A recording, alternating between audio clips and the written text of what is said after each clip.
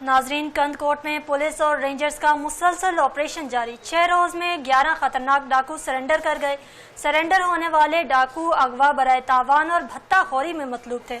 SSP Kashmir Mohammad मुराद के मुताबिक कच्चे से जराइम के खात्मे तक ऑपरेशन जारी रखेंगे। तफसीलात इस रिपोर्ट में।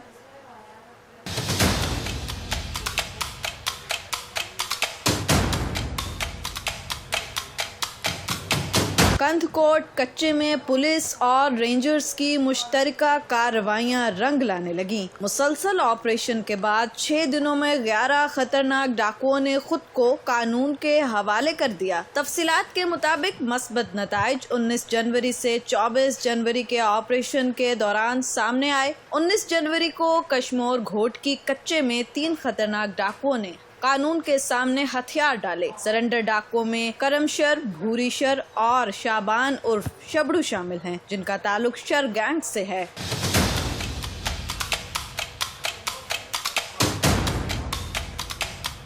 तफसीलात के मुताबिक 21 जनवरी को बदनाम जमाना डाकू इब्राहिम उर्फ अबड़ूशर ने पुलिस दबाव पर खुद को सरेंडर किया। इब्राहिम उर्फ अबड़ूशर अगवा, कत्ल और पुलिस मुकाबलों समेत मुतअद्दिद मुकदमात में मतलूब था। 22 जनवरी को खतरनाक डाकू धनी बख्श उर्फ धनु बहलकानी ने जराइम की दुनिया छोड़ दी, जबकि कौमी कोश गैंग के 3 डाकू अलादीन, यासीन और सुधेर कोश ने भी सरेंडर किया। सरेंडर होने वाले कोश गैंग के डाकू अगवा बराए तावान और भत्ताखोरी में मतलूब थे। पुलिस का कहना है कि 24 जनवरी को अकबर कोश और जियल कोश ने मुश्तरका ऑपरेशन के दबाव पर सरेंडर किया।